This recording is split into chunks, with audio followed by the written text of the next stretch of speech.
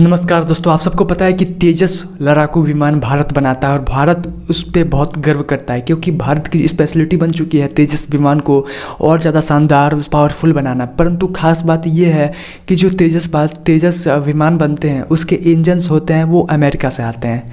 और अब आप सोच रहे होंगे कि अमेरिका से क्यों आते हैं भाई, जब विमान भारत है, मेड इन इंडिया सब कुछ है, तो फिर उस लड़ाकू विमान के जो इंजन्स हैं वो यूएसए से क्यों आ रहे हैं भारत में?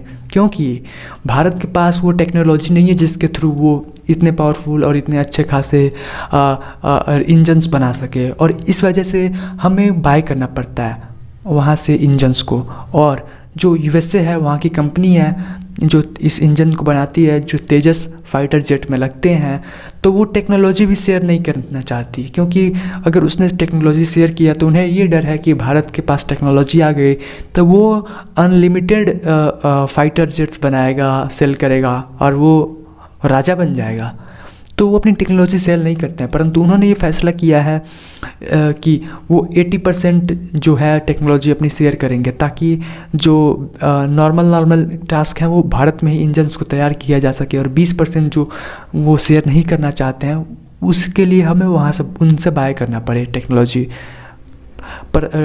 के इंजन्स को, क्योंकि वो टेक्नोलॉजी तो शेयर नहीं करेंगे। तो परंतु ऐसा है क्यों नहीं भारत इन इंजन्स को बना पाता है? दोस्तों, तेजस को बनाने वाली कंपनी HAL, इसने वादा किया था कि वो अब तक 16 फाइटर जेट्स को, 16 तेजस फाइटर जेट्स को भारत को सौंपेगी, परंतु उसने सिर्फ 2 फाइटर जेट्स को सौंप पाया इंडियन आर्म फोर्स को। आखिर क्यों? क्योंकि वो बाकी 14 बना नहीं पाई, क्योंकि उसके पास इंजन्स नहीं थे। इंजन्स क्यों नहीं थे? क्योंकि यूएसए ने उसे दिया नहीं, वहाँ से आ नहीं पाया वो। शायद कोई मजबूरी रही होगी, मुझे नहीं पता।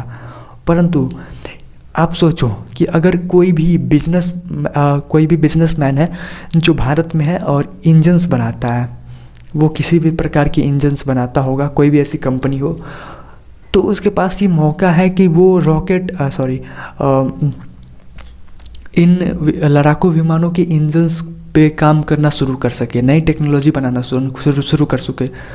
और अगर कोई भी कंपनी इस पर शुरू करती है तो आप सोचो कि उसका अर्निंग कितना ज़्यादा होगा। इसके लिए बहुत वक्त लगता है, जैसे कि वैसे की जो टेक्नोलॉजी अभी उस इंजन्स को बनाती है उसे खुद रिसर्च करने में 15 से 25 साल लगे थे। ये प्रशांत भवन की सर की डिटेल्स हैं, उन्होंने बताया था वीडियो में अपने। तो 15 से 25 साल उन्होंने मेहनत किया, तब जाके उतना शानदार टेक्नोलॉजी बना पाई है जिसके थ्रू वो इतने शानदार इंजन्स बना पाते हैं। तो आपको लगता है कि वो इतनी आसानी से अपनी टेक्नोलॉजी शेयर करेंगे भारत को? नहीं। परंतु भारत में टैलेंट की कोई कमी नहीं है। भारत चाहे तो उससे भी शानदार इंजन्स को बना सकता है, पर इसके लिए चाहिए पैसे और इसके लिए चाहिए गवर्नमेंट का सपोर्ट। गवर्नमेंट का सपोर्ट चाहिए HAL को, गवर्नमेंट का सपोर्ट देना होगा हमारी इंडियन आर्म्ड फोर्सेस को, तब हम जाकर कहीं ना कहीं चाइना, रसिया और USA, इजराइल जैसे देशों से कम्पीट कर पाएंगे। और क्यों नहीं लगता आपको दोस्तों कि हमें अपना रक्षा बजट बढ़ाना चाहिए और इन टेक्नोलॉजी पे फोकस करना चाहिए सबसे ज़्यादा? क्योंकि ये जो जनरेशन है, ये जो मॉडर्न जनरेशन और फ्यूचर की जनरेशन है, ये सब कुछ डिपेंड करता है टेक्नोलॉजी पे। और आज के जो जनरेशन हमारी होगी, जो भी 10 साल से लेकर के 15-20 साल तक के बच्चे होंगे, वो जब बड़े होंगे तो वो ये सवाल ज़रूर पूछेंगे कि आपने क्यों नहीं फोकस किया टेक्नोलॉजी पे? अगर आपने किया होता तो हम भी आगे होते ना, दुनिया के बाकी देशों से कम्पीट कर रहे होते, हम गरीबी में नहीं जीते। तो जब वो सवाल पूछेंगे आपके बच्चे तो हमें दुख होगा। मैं 20 साल का बच्चा हूँ और मैं ये सवाल पूछता हूँ, और आप सबको दुख होना ही चाहिए यदि आप मतलब जो पॉलिटिशियंस हैं वो बड़े लोग हैं, बड़े एज ग्रुप के हैं, वो अगर मेरी बात सुन रहे हैं तो उन्होंने कभी टेक्नोलॉजी पे फोकस ही नहीं किया। जितने भी पॉलिटिशियंस हैं उनको लगता है कि मैंने रोड बना दिया, मैंने इलेक्ट्रिसिटी दे दी, मैंने इंटरनेट वाईफाई कनेक्शन दे दिए, सबके पास घर है, सबके पास बाइक है, सबके पास खाना खाने को भरपेट मिल जा रहा है, बस हो गया, इतना ही लाइफ है। तो अगर इतना ही लाइफ था तो फिर हमारी इंसान होने का कोई मतलब है? बताओ। इस तरीके की ज़िंदगी तो कोई एक कुत्ता और एक जंगली जानवर भी जी लेता है। फिर हमें इंसान होने का मतलब ही क्या? हम इंसान हैं, हमारे कुछ सपने होते हैं, हमारी ड्रीम्स होती हैं, हमारे ऐसे ऐसे पागलों वाले तूफ़ानी करामात करने वाले सपने होते हैं और जिसे पूरा करना होता है। और मैं इंडिया की कंपनियों को, जितनी भी कंपनीज़ हैं इंडिया में, उनसे रिक्वेस्ट करूँगा कि वो टेक्नोलॉजी पे, इनोवेशन पे फोकस करें। जितना ज़्यादा इनोवेशन और टेक्नोलॉजी पे फोकस होगा उतना ज़्यादा वो खुद ग्रो करेंगे ही और खुद पैसे बनाएंगे भी, और उसके साथ साथ बाकियों को भी, अपने देश को भी वो ग्रो करेंगे। और हमें ज़रूरत है इस वक्त इन्हीं इनोवेशंस की और टेक्नोलॉजी की। और ये शुरुआत बड़े लेवल से नहीं हो सकती, इसकी शुरुआत छोटे लेवल से होगी। जो छोटे लोग हैं, बिजनेसमैन्स हैं, उन्हें ही शुरुआत करनी होगी इन सब चीज़ों की।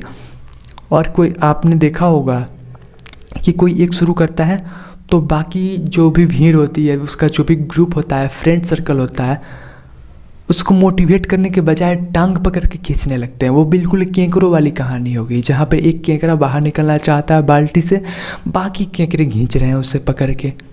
परंतु वही यूएसए में देखो, यूएसए में कहीं दो बंदे आपस में लड़ने भी लगे, वहाँ के कॉलेज में मान लो दो बंदों की फ़ाइट हो गई, दो लड़कों की, तो सभी मिल के उन दोनों को मोटिवेट करने लगते हैं, ये लड़ो लड़ो, मारो मारो। और वही इंडिया में अगर दो बंदे लड़ लिए तो सभी बंदे मिलकर जाएंगे उन दोनों को छुड़ा देंगे, छुड़ाएंगे सब। तो बताओ, ये बहुत बड़ा डिफरेंस है।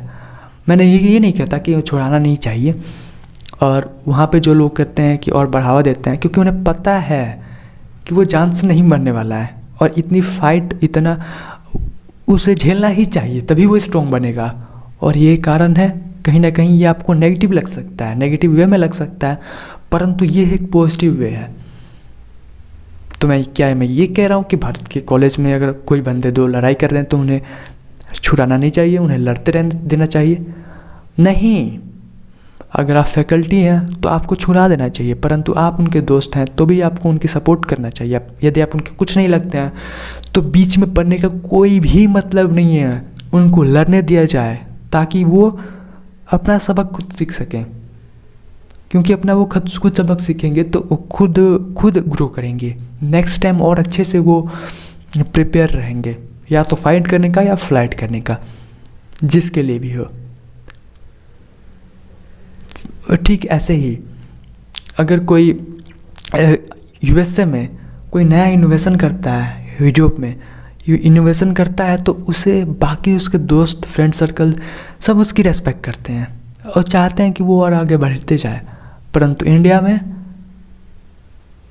नॉर्थ इंडिया में अगर कोई इनोवेशन हो गई, ठीक है, चलो इनोवेशन, वो किसी बंदे कोई इनोवेशन पे काम कर रहा है और उसने कर दिया, ठीक, तो जो बाकी होंगे वो ये सोचने लग जाएंगे कि how it's possible, how he can do it, if I am not doing it how he can do it, he should also not do it.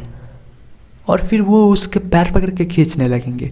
वो सामने आएंगे, बात करेंगे, बहुत अच्छा किया दोस्त तूने, I am proud of you, और फिर नीचे से पीछे से चाकू निकाल के घोंप देंगे फीरा सामान में, और फिर कहानी ख़त्म।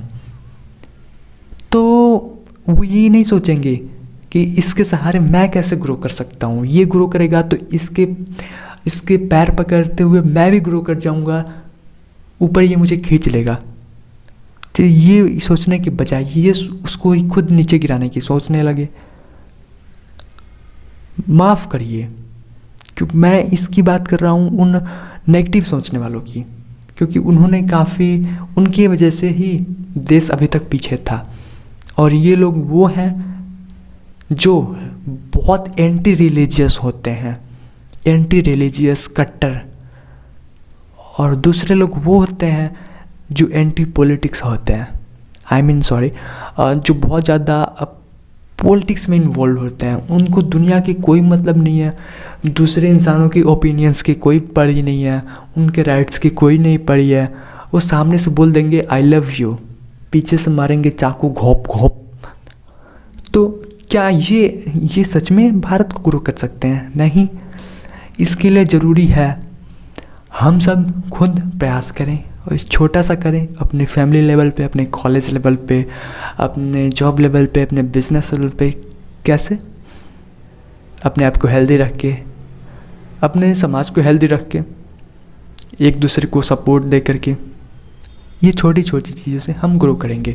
और मैं गवर्नमेंट से ये रिक्वेस्ट करता हूँ कि इनोवेशंस और टेक्नोलॉजीज़ पे खर्च हो। अभी कुछ दिन पहले एक न्यूज़ आई थी जहाँ पर एक जर्मनी की कंपनी जो टनल्स बनाती है, वो चाइना के इंजीनियर्स के सपोर्ट लेकर के वो टनल्स बनाती है, और भारत उन टनल्स को ख़रीदना चाहता है ताकि भारत उन बड़ी बड़ी मशीनों का मदद लेकर के पहाड़ों के बीच से टनल बना सके, रास्ते बना सके। तो बताओ, इस चीज़ के लिए भी हमें जर्मनी और चाइना जैसे देशों पे डिपेंड होना पड़ रहा है टनल्स बनाने के लिए। क्यों? अगर मान लो कि भारत की कोई कंपनियां, भारत के लोग जो फालतू पड़े रहते हैं, मतलब जिनके पास पोटेंशियल तो है परंतु आलस में वो पड़े रहते हैं, ठीक वैसे ही जैसे मैं पड़ा रहता हूँ, कभी कभी वीडियोस नहीं बना पाता, तो वो चाहे तो क्या वो इस बिज़नेस आइडिया पे काम नहीं कर सकते? मैं बता रहा हूँ आइडिया, मैं जानता हूँ इसका बजट बहुत ज़्यादा लगा होगा, तो ठीक है, तो वो लोग ही बनाए जो बहुत ज़्यादा पैसा है जिनके पास, वो लोग तो स्टार्ट कर सकते हैं। एटलीस्ट बिजनेसमैन्स इन टनल बनाने वाली मशीनों को बनाना भी स्टार्ट कर सकते हैं और इसे सेल कर सकते हैं, क्योंकि पूरे भारत में और भारत के पड़ोसियों में इसकी फ्यूचर में बहुत ज़्यादा डिमांड होने वाली है, क्योंकि ऐसा कोई टेक्नोलॉजी भारत में अभी है ही नहीं। तो आप सोच रहे हो कि फ्यूचर में इस टेक्नोलॉजी की कितनी डिमांड होगी, और बिल्कुल करना ही चाहिए इस पर काम हमें। बाकी दोस्तों, आज के इस वीडियो के लिए इतना ही। इस वीडियो का मेन मोटिव ये है कि टेक्नोलॉजी और इनोवेशंस पे आने वाले फ्यूचर में फोकस किया जाए, और हमारी गवर्नमेंट जो 2x की स्पीड से इन चीज़ों पे फोकस कर रही है, वो इस फोकस की स्पीड को बढ़ाकर 40x पे कर दे, क्योंकि हम पीछे नहीं रहना चाहते। मैं नहीं चाहता कि मेरा देश पीछे रहे, मैं नहीं चाहता कि मेरी इंस्टाग्राम की जनरेशन पीछे रहे।